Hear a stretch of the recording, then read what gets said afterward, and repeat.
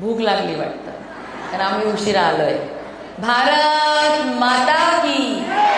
सगळ्या गंगाखेडच्या घरापर्यंत आपल्या नारी शक्तीचा आवाज पोहोचला पाहिजे.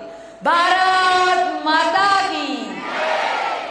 आज आपल्या गंगाखेड नगर परिषदेच्या नगराध्यक्ष आणि सर्वच प्रभागातील नगरसेवकांच्या प्रचारासाठी आयोजित ह्या महिला संवाद मेळाव्यासाठी उपस्थित ज्यांनी सुंदर असं मार्गदर्शन या ठिकाणी केलं ते भारतीय जनता पार्टीचे जिल्हाध्यक्ष सुरेश भुमरेजी या ठिकाणी उपस्थित आपल्या गंगाखेड शहरातील सर्वांच्या कुटुंबातला मोठा भाऊ म्हणून, मोठा लेख म्हणून सर्व कुटुंबांची जबाबदारी अनेक वर्षांपासून ज्यांनी घेतलेली आहे ते रामप्रभू मुंडेजी या ठिकाणी खास संभाजीनगरहून आपल्या सगळ्यांना मार्गदर्शन करण्यासाठी आलेल्या आमच्या भारतीय जनता पार्टीच्या महिला प्रदेश सचिव मनीषाताई मुंडे, उपस्थित रंगनाथजी सोळंके, या ठिकाणी उपस्थित भारतीय जनता पार्टीच्या महिला मोर्चाच्या जिल्हा अध्यक्षा सारिकाताई पारवे,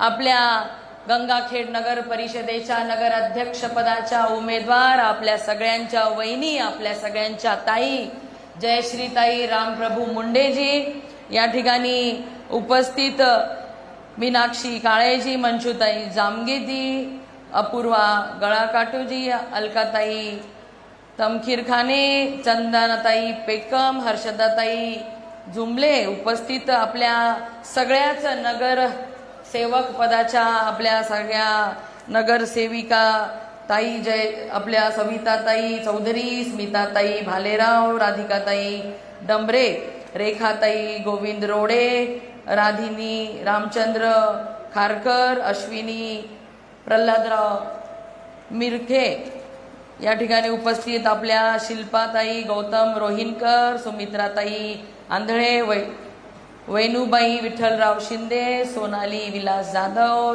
दीक्षा सत्वशील साळवे, गीतांजली मधुकर लटपटे, मेघा बाबूराव मोठे, या ठिकाणी उपस्थित गौतम अमृतराव रोहिनकर, गजाननजी जोशी, भूषणजी पैठणकर, विठ्ठलजी शिंदे, व्यंकटेशजी जाधव, मदनजी शिंदे, रामप्रभूजी मुंडे, या ठिकाणी उपस्थित लिंबाजी वावळे, संजयजी भालेराव, संदीपजी सानप, उपस्थित मंचावरील सर्व मान्यवर, मोठ्या संख्येने जमलेल्या गंगाखेड शहरातील वेगवेगळ्या प्रभागामधून आलेल्या सर्व आमच्या लाडक्या बहिणींना माझा नमस्कार.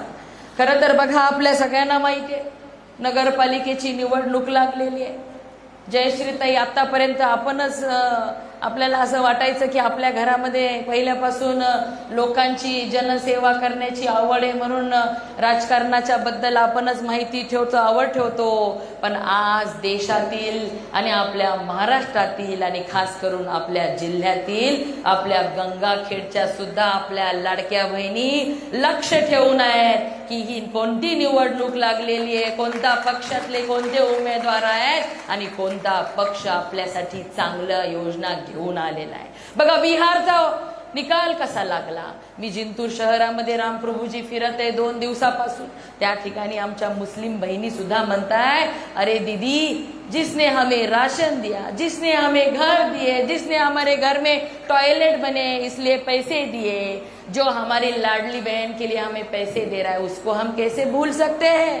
म्हणून आम्ही प्रत्येक जणींनी, मोदीजींनी तर आमच्या मनामध्ये स्थान मिळवलेलंच आहे.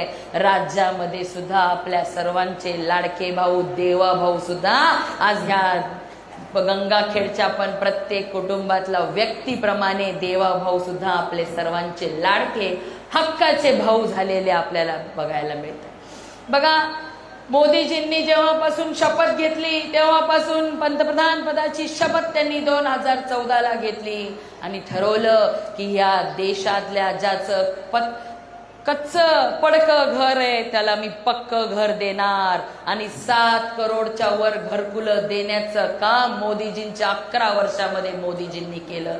तेवढ्यावर थांबले नाहीत. तेवढ्यावर थांबले नाहीत. ज्यांचे ज्यांचे घरकुलामध्ये यादीमध्ये नाव राहिलेले त्यांना सुद्धा आता परत सर्वे झाला आणि नाव घेतले. पण मला रामप्रभूजी या ठिकाणी सांगायला आनंद होतो की दिल्ली पासून मोदीजींनी शहरी आवास योजना चालू केली. ती आपल्या गंगाखेड मध्ये सुद्धा 2,500च्या वरती लोकांना मोदीजींनी या ठिकाणी घरं दिली आणि अनेक घरं आपण आंबेडकर नगर मधून येत होतो. अनेक घरं तिथे मोदीजींच्यामुळे बांधलेले दिसले. सुंदर घरं, पक्के घरं आज आपल्या गंगाखेड वासियांना मिळाले. परंतु काही लोकांना घरकुलचं यादीमध्ये नाव आले, घरकुल मंजूर झालंय, पण घरकुलच्या साठी जागाच नाही. काही तर पीटीआरची रजिस्टरला नोंद नाही. स्वतःच्या हक्काचं काही लोकांचं 30-30 वर्षापासूनचं डबल मजली घर आहे, पण त्यांच्या मनामध्ये टांगती तलवार आहे कारण याचा हक्क आपल्याला अजून मिळालेला नाही. पीटीआरच्या बाबतीत चिंताग्रस्त आहेत का तुम्ही? काही पीटीआरशी संबंधित चिंता की आपलं घर आहे पण आपल्या नाव चाललंय? तुम्ही बघा, मागच्याच महिन्यामध्ये माझ्या सेलूमध्ये सुद्धा 40 वर्षापासून असा पीटीआरचा विषय होता. चांगलं कष्टाने आपलं घाम गाळून रक्त आटवून मेहनतीने सुंदरसं घर आमच्या लोकांनी बांधलं, पण पीटीआर त्यांना मिळाला नसल्यामुळे त्या घराचा मालकी हक्क त्यांना मिळाला नव्हता. पण आपल्या राज्यामध्ये आपले मुख्यमंत्री देवेंद्र फडणवीस साहेब व बावनकुळे साहेबांनी निर्णय केला आणि प्रत्येकाला त्याच्या हक्काची जागा देण्याचा निर्णय केला. म्हणून आज या सगळ्यांच्या समोर आपल्याला सांगते की पीटीआरची कुणाला काळजी करायचं काम नाही. तुमच्या हक्काचं घर, तुमची हक्काची जागा देण्याचा शब्द आज तुम्हाला या ठिकाणून देते. वार्ड क्रमांक 10 मध्ये सुद्धा वडर समाजाला तुळजाभवानी नगर मध्ये घरकुलची अडचण म्हणून सांगितलं. तुम्हाला सांगते, सुंदर अशी कॉलनी आपण त्या ठिकाणी बनवू की घरकुलच्या साठी सुद्धा आपण या ठिकाणी चांगल्या पद्धतीने जागा आपण त्यांना उपलब्ध करून देऊ आणि घरकुल बांधण्यासाठी तर पैसे डायरेक्ट मोदीजी तुमच्या खात्यामध्ये टाकतच आहे. आज अनेक चांगल्या गोष्टी आपल्याला करायच्या. जयश्रीताईंनी सांगितलं की त्या जेव्हा शहरामध्ये सगळ्यांना आशीर्वाद मागण्यासाठी फिरत आहे, वेगवेगळ्या महिला भगिनींनी त्यांच्या पुढे काही अडचणी मांडलेल्या आहेत. त्या सगळ्या अडचणींची नोंद मी घेतलेली आहे जयश्रीताई, आणि तुम्ही त्यांना विश्वास द्या की दीदीला आपण हाताला धरून आणू आणि या ठिकाणी सगळी कामं करून घेऊ. पण मला सांगा लाडक्या बहिणींनो, आपले दुसरे जे नगराध्यक्ष पदाचे उमेदवार आहेत, स्वतःला मतदान मागायलाच ते येत नाही. आणि मग तुम्ही त्यांना मतदान दिलं, म्हणतील मी कुठं तुम्हाला मतदान मागितलं, कशाला दिलं म्हणणार आहेत की नाही. पण आपल्या ताई गल्ली बोळामध्ये फिरलेल्या आहेत. आपल्या प्रत्येकाचं घर कसं आहे, घरामध्ये अडचण काय आहे हे त्यांनी स्वतः जाणून घेतलेलं आहे. यापूर्वीचा सुद्धा आपल्या जयश्रीताईला अनुभव आहे. त्यामुळे हक्काने तुम्ही त्यांना हाताला धरून आणू शकतात की तुमच्यासाठी आम्ही फिरलो, तुमच्यासाठी आम्ही मतदान मागितलं, ही आमची अडचण आहे, आत्ता सोडून घ्या. कारण की तुमचेच पंतप्रधान मोदीजी आहेत, तुमचे मुख्यमंत्री देवाभाऊ आहेत आणि आपल्या दिदी आहेत ना, त्या दिदीला धरून आणि सांगा हे काम करून घ्या म्हणू शकतात की नाही आपल्या जयश्रीताईला तुम्ही सगळेजण.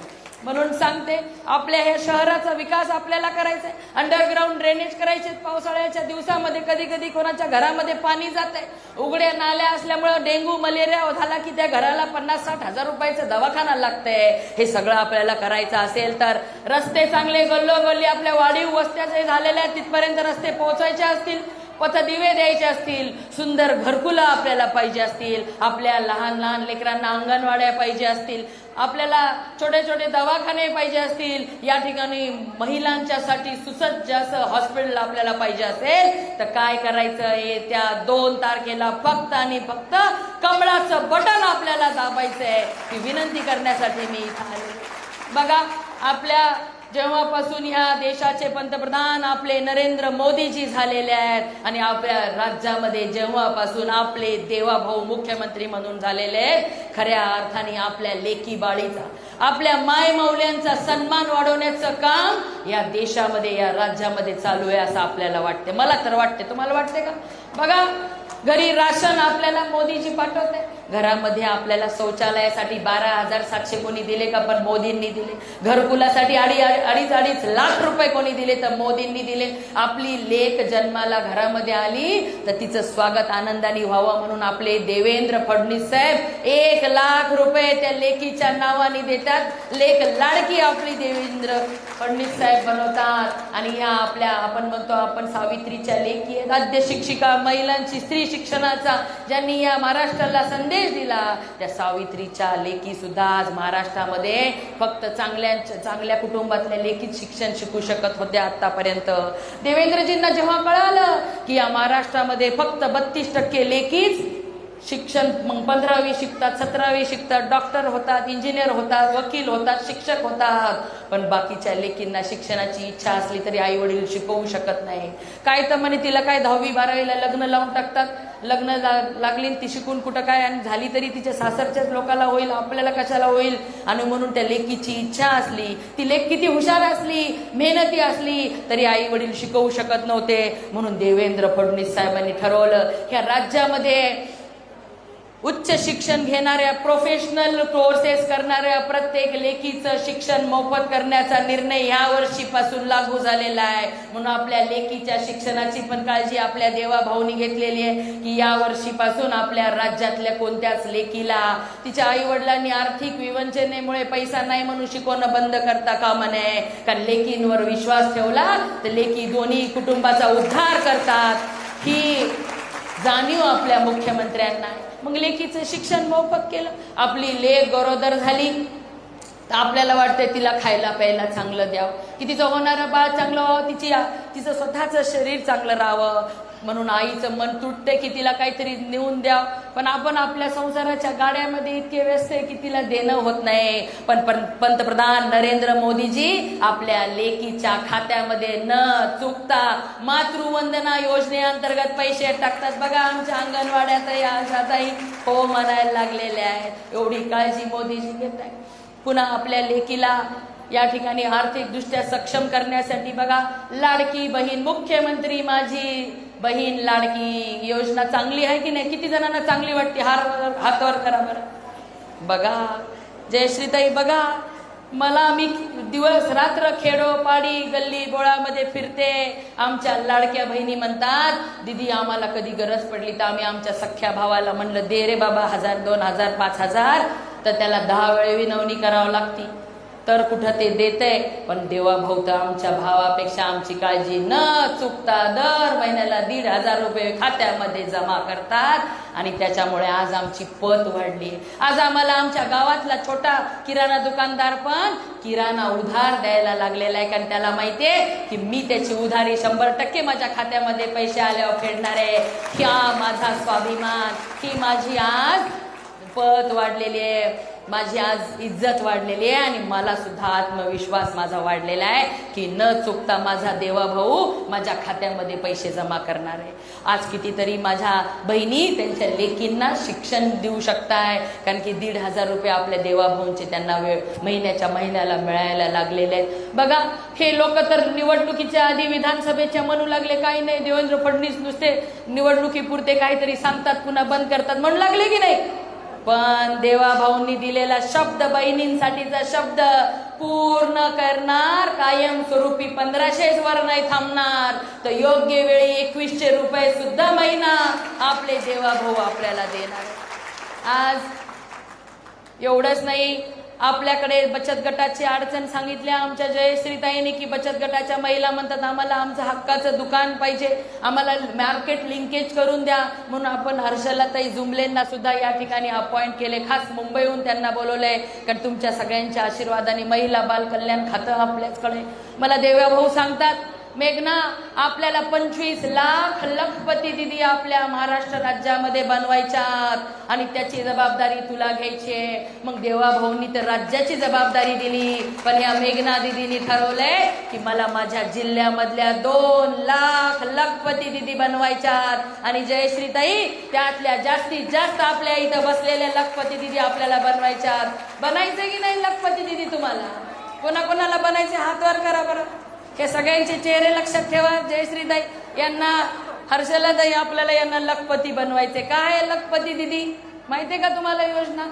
तर आपल्या लाडक्या बहिणीचं निव्वळ उत्पन्न 1,00,000 ते 5,00,000 रुपये वर्षाला करून द्यायचं. त्यासाठी जे जे लागल, मग बँकेचं सहाय्य लागल, तुम्हाला दुकान काढून द्यावं लागल, तुम्हाला तुमचा बनवलेला माल विकण्यासाठी मार्केट द्यावं लागल, हे सगळं करण्याची जबाबदारी ह्या मेघना दिदीची आहे. म्हणून जर तुम्ही ठरवलंय आपल्याला लखपती दिदी बनायचंय, ती मेघना दिदी आपल्याला लखपती दिदी बनवल्याशिवाय शांत बसणार नाही. पण त्यासाठी काय लागल? जयश्रीताईचे हात मजबूत करावे लागतील की नाही? आपल्याला जयश्रीताईला त्यांच्या पाठीशी ठामपणे आपल्याला उभं राहावं लागणार आहे. म्हणून हे आपण तर या ठिकाणी आपल्या सगळ्या स्वयंसहायता गटाच्या दुकानासाठी सुद्धा प्रत्येक तालुक्याला, प्रत्येक जिल्ह्याला जागा देऊन सुसज्ज असं मार्केट मॉल बनवण्याचा निर्णय देवाभाऊंनी घेतलाय. पण एवढ्या पुरतच न थांबता मी देवाभाऊंना सांगितलंय की आमच्या ग्रामसंघाच्या बैठका घेण्यासाठी सुद्धा आमच्या महिलांना स्वतःचं अधिक ऑफिस पाहिजे. त्यासाठी सुद्धा आपल्या जिल्ह्यामध्ये त्या ऑफिसेसची उभारणी लवकरच होणार आहे. म्हणून महिलांना आर्थिकदृष्ट्या सक्षम करायचंय. कारण आमच्या माय माऊल्या सुरेश भाऊ 5 रुपये 5 पैसे पण पुडीवर बाटलीवर खर्च करत नाही. पैसा ना पैसा संसाराला, लेका बाळाच्या आपल्या भविष्यासाठी वापरतात. म्हणून माय माऊल्यांना आर्थिकदृष्ट्या सक्षम करण्याचा निर्णय पंतप्रधान नरेंद्र मोदीजींनी घेतलाय आणि आपल्या लाडक्या देवाभाऊंनी घेतलाय. आणि त्यांनी निर्णय घेतलाय तर आमचं कर्तव्य आहे की तो निर्णय तुमच्यापर्यंत पोहोचवायचा आणि त्या योजनेचा लाभ आपल्याला मिळवून द्यायचा. कामगार कल्याणच्या माध्यमातून सुद्धा चांगल्या गृह उपयोगी साहित्य असतील, आरोग्याच्या सुविधा असतील. आज बघा स्वस्थ नारी सशक्त परिवार अभियानाअंतर्गत 5 लाख मोदीजी, 5 लाख देवेंद्रजी, असे 10 लाख रुपयापर्यंतच्या आरोग्याच्या सुविधा आपण मोफत देतोय. आज आपली निवडणूक ही नगरपालिकेची आहे. जो विकासाची गंगा मोदीजींनी दिल्ली पासून चालू केलेली आहे ती आपल्या गंगाखेडच्या गल्लीपर्यंत पोहोचवायची आहे. त्यासाठी आपल्याला कमळाचं बटन दाबायचं आहे. कारण मोदीजीच्या विचाराचे मुख्यमंत्री देवेंद्र फडणवीस साहेब आहेत. डबल इंजिनचं सरकार आहे आणि इथं सुद्धा मोदीजींच्या देवाभाऊंच्या विचाराची कमळाचे नगरपालिका आली तर मला सांगा काय होणार आहे? डबल इंजिन तर ट्रिपल इंजिन होणार आहे की नाही? एकाच विचाराची सगळी या ठिकाणी यंत्रणा उभी राहणार आहे. म्हणून जयश्रीताई आणि सगळ्या उमेदवारांना आपल्याला भरघोस मतांनी निवडून द्यायचंय. आज बघा लाडक्या बहिणींनो, जो मान सन्मान आपल्याला आपल्या भाजपाच्या कमळाच्या मोदीजींच्यामुळे, आपल्या देवाभाऊंमुळे आपला मान सन्मान वाढलाय, तो असाच टिकून ठेवला पाहिजे. आपल्या देवाभाऊंवर आपल्याला विश्वास आहे हे दाखवायचंय. कसं दाखवणार सांगा बरं तुम्ही? देवाभाऊला कसं कळणार आहे की गंगाखेडच्या माझ्या लाडक्या बहिणींना माझ्यावर विश्वास आहे आणि त्या माझ्या सोबत आहेत? हे त्यांना कसं कळणार आहे? शाबाश. जयश्रीताईंना आणि सगळ्या आपल्या भारतीय जनता पार्टीचे सर्व नगरसेवक पदाचे उमेदवार, कमळाचे उमेदवारांना भरपूर असं मतदान करून, कारण की सुंदर अंडरग्राउंड ड्रेनेज, रस्ते, घरकुलं, अंगणवाड्या हे सगळं बनवायचंय. ज्यांना घरासाठी जागा नाही त्यांना पक्क घर द्यायचंय.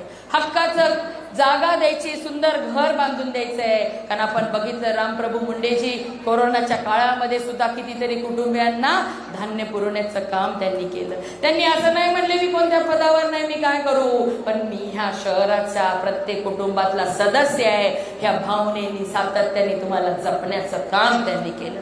म्हणून अशा लोकांना आपण निवडून दिलं पाहिजे. आणि दिल्ली पासून मुंबईपर्यंत, मुंबईपासून गंगाखेड पर्यंत जी विकासाची गंगा येणार आहे त्यासाठी आपल्याला जयश्रीताई मुंडे आणि सगळ्याच भारतीय जनता पार्टीच्या आपल्या सदस्यांना निवडून द्यायचंय. आणि मी तुम्हाला विनंती करते, पालकमंत्री म्हणून, तुमच्या सगळ्यांची बहीण म्हणून, तुमची लेक म्हणून विनंती करायला आली की आजपासून 2 तारीख पर्यंत जी जी आपली लाडकी बहीण दिसल तिला म्हणायचं लक्ष्मीच्या कमळाला विसरायचं नाही.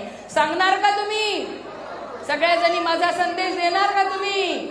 आजपासून 2 तारखेपर्यंत प्रत्येकीने ह्या गंगाखेड शहरातल्या एकाही लाडक्या बहिणीचं मतदान इकडं तिकडं जाता कामा नये.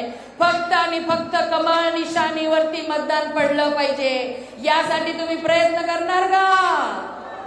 किती कमी हो, जेवणाची पण व्यवस्था केलेली आहे. फक्त आणि फक्त कमळाच्या निशाणीला मतदान पडेल यासाठी प्रयत्न करणार का आपण सगळ्याजणी? आजपासून 2 डिसेंबर पर्यंत प्रत्येक जनीनी जी जी बहीण दिसेल, वडीलधारी आपली आई माय माऊली दिसेल, तिला हात जोडून माझा निरोप द्या की आपल्याला फक्त कमळ दाबायचंय. तेव्हा मोदीजीचं लक्ष आपल्या गंगाखेडवर राहील, तेव्हा आपल्या लाडक्या देवाभाऊचं लक्ष आपल्या गंगाखेडवर राहील आणि आपल्याला भरभरून असा आशीर्वाद त्यांचा मिळेल आणि आपल्या सगळ्या कुटुंबाची जबाबदारी आम्ही सगळ्यांनी उचललेली आहे. तुमचे सेवक म्हणून या ठिकाणी आम्ही 24 तास तुमची सेवा करण्यामध्ये कुठेच कमी पडणार नाही. पण तुम्ही देखील मतदानातून तसाच विश्वास कमळावरती भाजपावरती दाखवावा हीच विनंती हात जोडून या ठिकाणी करते आणि माझे 2 शब्द संपवते. धन्यवाद. जय हिंद, जय महाराष्ट्र.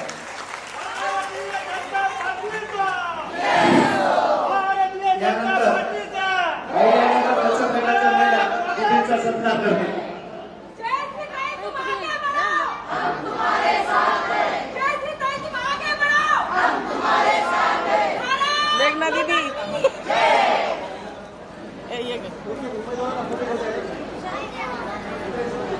ये आली पण ये ना. सगळ्यांची जबाबदारी आहे बरं फिरायचं सगळीकडे.